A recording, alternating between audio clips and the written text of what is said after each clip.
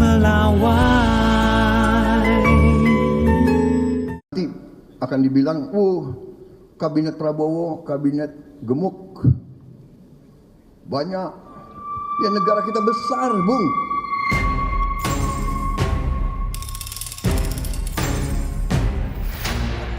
Sepuluh hari jelang pelantikan Prabowo sebagai Presiden ke-8 RI, teka-teki perihal struktur menteri di kabinetnya nanti disebut Sekjen Gerindra hampir rampung.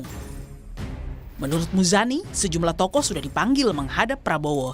Di antaranya ada beberapa menteri yang menjabat di era pemerintahan Jokowi.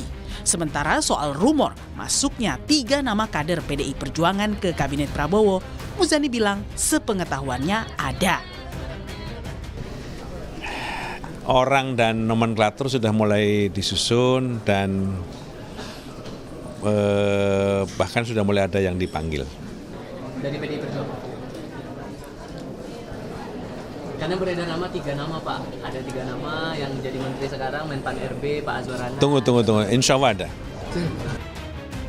3 nama kader PDIP yang santer akan masuk kabinet, yakni Kepala BIN Budi Gunawan, Menpan RB Azwar Anas, dan Bendahara Umum PDIP Oli Dondo Kambe.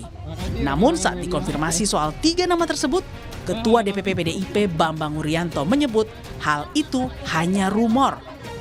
Kan ada isu ini menghembus 3 menteri dari PDI ini yang mencuat gitu. Nggak ada pembahasan. Saya nggak dengar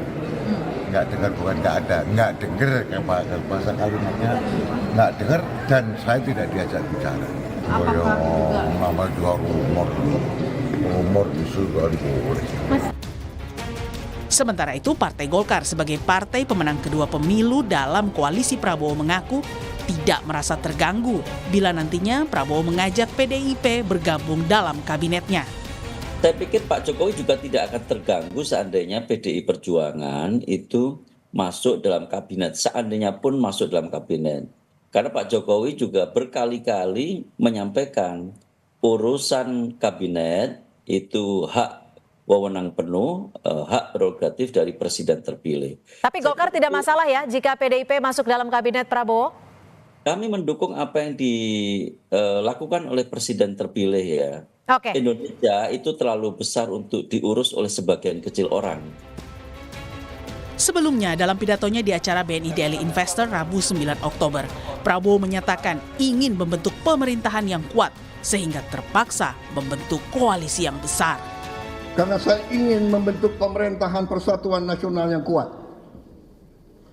Terpaksa koalisinya besar. Akan dibilang, kabinet Prabowo, kabinet gemuk. Banyak. Ya negara kita besar, Bung. Kalau kita negara otoriter, ya kan, hanya satu partai, ya bisa jalankan negara ini hanya dengan 20 menteri, 24 menteri. Tapi saya harus merangkul semua kelompok, harus ada perwakilan. Harus ada perwakilan dari Indonesia Timur, Indonesia Barat, Indonesia Tengah. Dari suku A, suku B, harus ini Indonesia. Keputusan Prabowo ingin mengajak semua parpol bersama di pemerintahannya tentu akan membuahkan konsekuensi. Pasalnya, kepemimpinan tanpa adanya check and balances yang kuat akan menurunkan kualitas demokrasi. Tim Liputan, Kompas TV.